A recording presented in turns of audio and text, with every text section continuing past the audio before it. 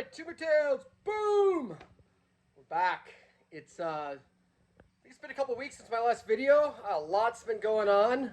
Actually, a lot is going on. We did a race called the Ragnar Relay. It was 200-ish mile run for like 35 hours overnight, through rain, through heat. I wasn't sure what I thought about doing it. At first, actually, I wasn't really enthusiastic about it. Ended up being a lot of fun. One of our runners got severely dehydrated, heat exhaustion, heat stroke, I don't know what you'd call it, but ended up in urgent care. That wasn't so cool. Yeah, I won't name him. When he watches this video, he knows who he is, and I will just say, maybe ease down when you come out off the block there, buddy. Better to run. It was hot. It was so hot. It was like almost 90 degrees, middle of the day on roads with no shade, humid as hell, and just nasty. My portion was about 20 miles. I ran, well, it ended up being 4 legs, but the first 2 were 6, and then I jumped in from someone else who was struggling, in a lot of pain, and then ran another leg with somebody else. And again, I won't name these people. I don't know. It was a lot of fun. It was 12 people on a team. You got to you really get to know some folks. I didn't know most of the people that I was doing this with, so I had a lot of fun getting to know them. Yeah, I'd probably do it again. It was a cool thing. The lack of sleep wasn't too bad.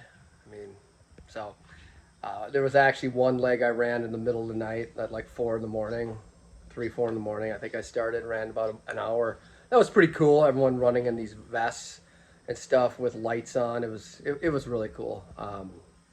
So that's one thing we did. Yeah, I have the shirt. I even got the t-shirt to prove that I did it.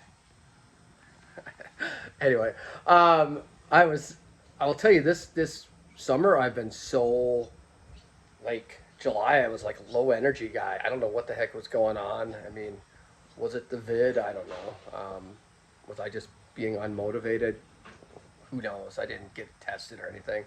But at that race, I will tell you, doing that race, I had been going on runs before then, and was only doing like 10-minute miles or worse, 11 minutes. It's kind of screwing around. And when I did the race, I was between, depending on the leg, during the heat, I was probably like, I eased down to like 9.5 minute miles, and then overnight I was closer to like 8-minute miles. So it was just crazy how doing a race just changed the intensity of my workouts, and yeah, just knowing people were watching and knowing I had teammates made me run a hell of a lot faster and have a lot more energy.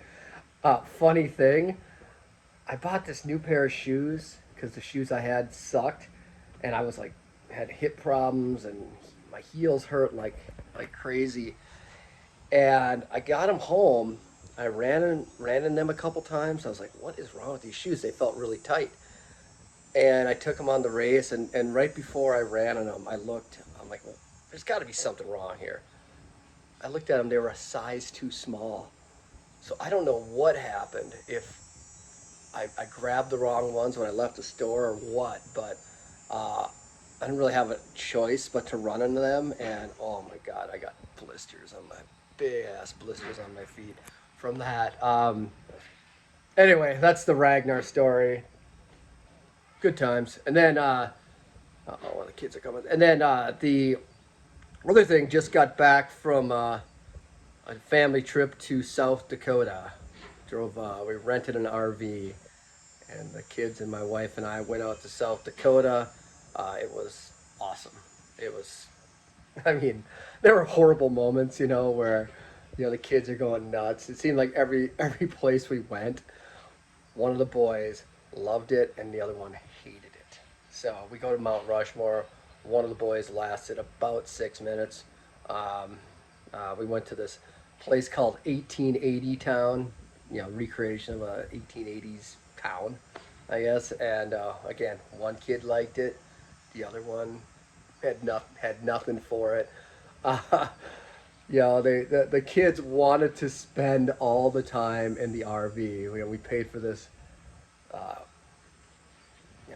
kind of an expensive campsite called Under Canvas. I highly recommend you check it out. It was pricey, but like they've set up these fancy tent light structures, with wood floors, and you could sleep kind of under the stars. They had little wood stoves in them, and actually had running water, and I think most of them, not all of them. But yeah, it was pretty cool. It was pretty unique, and it was too much money, but you can't take it with you, as they say, and I got a brain tumor, so I'm not gonna worry. I'm not worried. Not gonna worry about that right now. It was awesome. Like there was a storm that came in. We were right in Keystone, outside of or near Mount Rushmore, and the storm came in one night and went right around our campsite, but then just blew up once it got east of us, and it was awesome. It was like Mother Nature's fireworks display. Like the sky above us was stars and like super dark and awesome, and then right in front of us, the whole horizon, or whatever was to the east, was all clouds and like lightning and stuff. It was one of the coolest things I've ever seen in my life. So got to experience that. So as far as fenbendazole, ivermectin, I say keep checking out the ivermectin. I mean, the more I read about that, the more interesting it becomes. You know, seek the truth. Look for answers on that. Fenbendazole, I'm going to start up I'm doing the cycles again. I took like a month off, and maybe that had something to do with how I was feeling. I don't know, but doing that again this last week. I didn't do it last week. I was out of town, but I'm going to start it again this week. So, yeah. Other than that, MMS. I think Chris, thanks for the tip there. I'll be checking that out this week. And I got to go. Kids screaming. You think the house is on fire or something? All right, I'm out of here. Tumor Tales. Boom.